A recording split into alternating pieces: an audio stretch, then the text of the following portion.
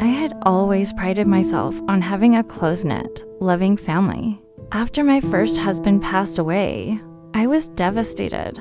I never thought I would love again. But then I met Greg. He was kind, caring, and he treated me with respect in a way I hadn't experienced in years. Our connection was instant, and we married after a few years of dating. Greg had a son from his previous marriage, Jason, who was in his late 20s when I first met him. Jason had a good heart, but he was a bit of a loner. Over time, we formed a bond, and I came to think of him as my own child. We'd spend weekends together, go on family trips, and share meals. I truly believed that our family was solid and unwavering. One summer, my daughter and her family invited me on a trip abroad. I was excited for the getaway, but I was also a little hesitant to leave Greg and Jason behind. Yet, I trusted them both implicitly and thought nothing of it when I left for the trip. I was sure they'd be fine, but when I returned 2 weeks later, nothing felt the same. The first thing I noticed was how distant Greg had become. It wasn't just a casual coldness, it was as if he was avoiding me. When I tried to talk to him, he seemed distracted, his eyes avoiding mine. Jason, who had always been warm and engaging, was eerily quiet. He barely made eye contact with me and kept to himself, often retreating to his room. I chalked it up to him being busy with work and personal matters, but deep down, I felt something was wrong. After a few days, I noticed the change wasn't just in their behavior toward me. It was in the house itself. The atmosphere was heavy, and I couldn't shake the feeling of unease. I tried asking Greg what was going on, but he would always brush it off, saying everything was fine.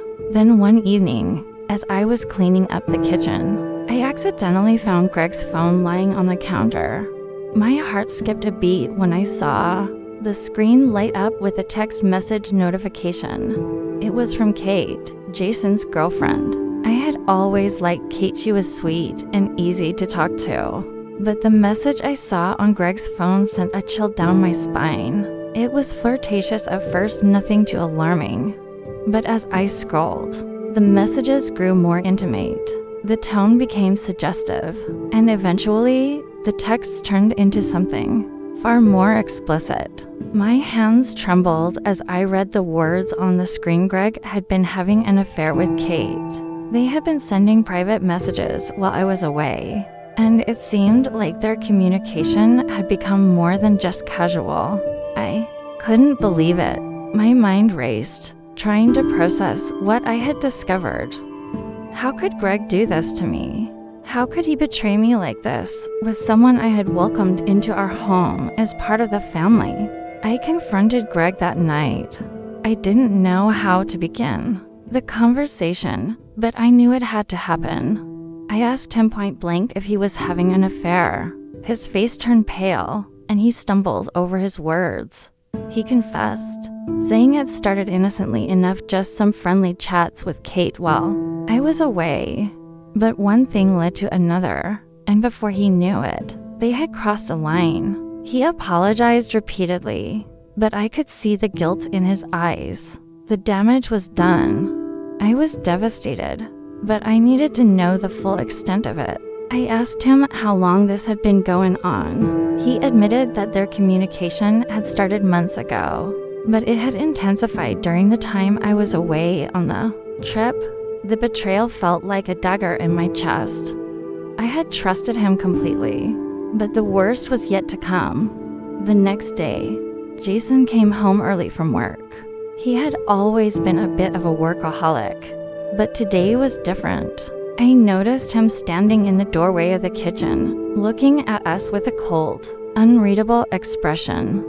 I could tell something was off, but I didn't know what it was until he spoke. "Dad, what's going on?" Jason asked, his voice strained. I didn't even have to say anything. Greg did. He looked at Jason with shame in his eyes and said, "Son, there's something I need to tell you."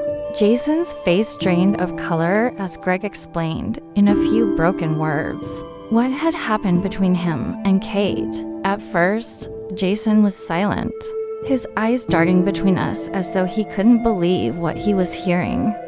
Then, the anger set in. "How could you, Dad?" he shouted. "How could you do this to me, to her, to us?" Jason's face twisted in pain and disbelief. I could see the hurt in his eyes, and it tore me apart. He had always looked up to Greg, and now, his entire perception of the man he considered a father was shattered. Jason stormed out of the house that day, slamming the door behind him. He wouldn't answer my calls or texts.